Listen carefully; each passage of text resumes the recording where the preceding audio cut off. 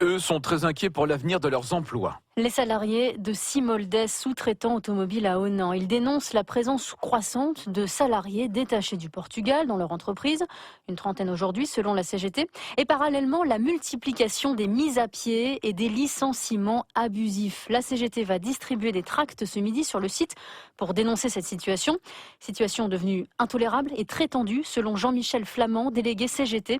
Il dénonce une situation qu'il ne peut plus supporter.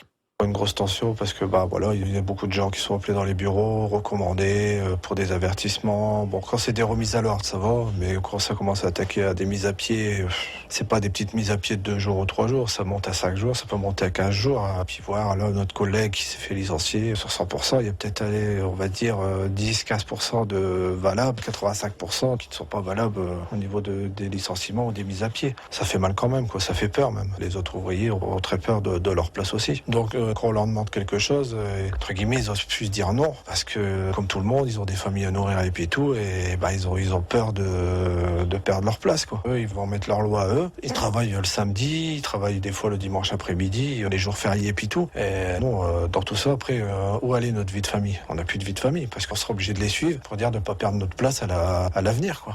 Et selon la direction, il y a effectivement 6 travailleurs détachés déclarés à l'inspection du travail. Les autres Portugais sont des cadres recrutés par agence d'intérim.